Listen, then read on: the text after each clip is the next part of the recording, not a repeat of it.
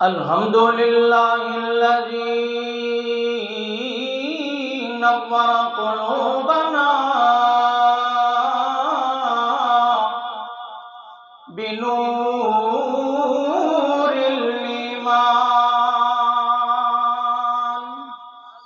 الحمد لمن له الحمد والمدح والمجد والذكر والشكر والثناء بالمدد. أعوذ بالله من الشيطان الرجيم. بسم الله الرحمن الرحيم. وإذ أخذنا ميثاق بني إسرائيل لا تعبدون إلا الله وبالوالدين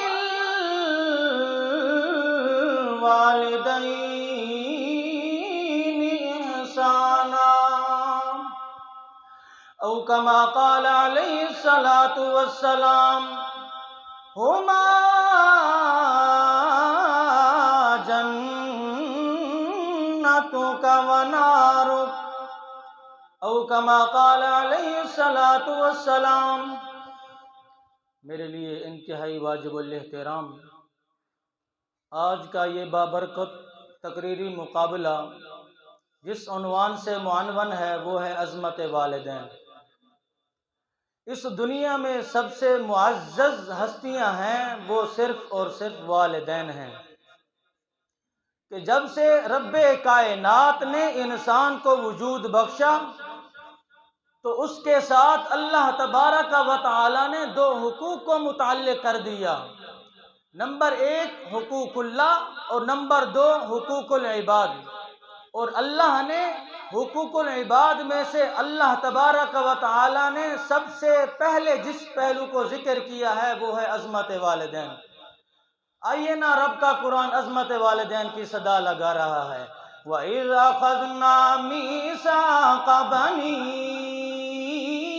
إِسْرَائِيلَ لَا تَعْبُدُونَ إِلَّا اللَّهَ وَبِالْوَالِدَيْنِ إِحْسَانًا.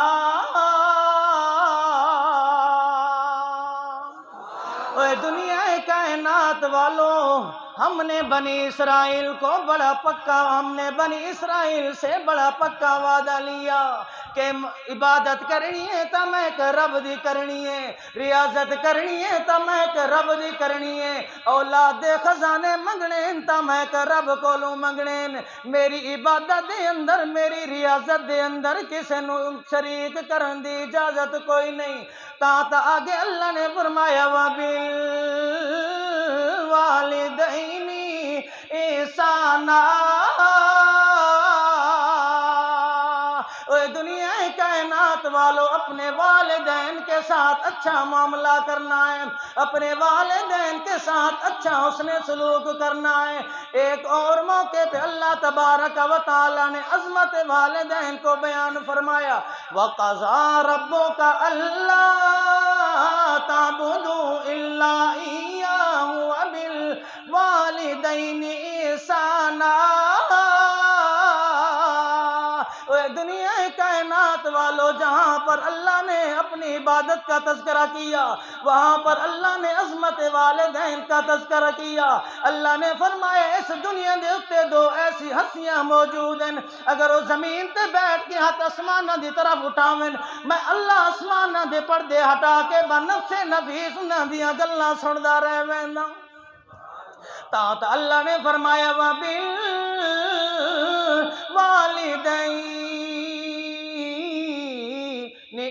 إِحْسَانًا.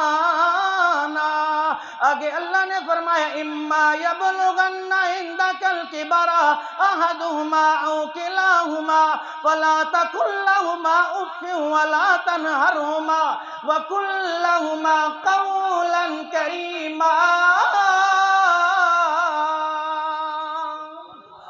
اے دنیا کائنات والو، اگر تمہاری زندگی کے اندر تمہارے والدین میں سے ایک یا دونوں بڑھاپے کی حالت کو پہنچ جائیں تو تمہیں ان کو گالی دینا تو درکنار رہا، ان کو جھڑکنا تو درکنار رہا، ان کو اف تک کہنے کی اجازت نہیں ہے۔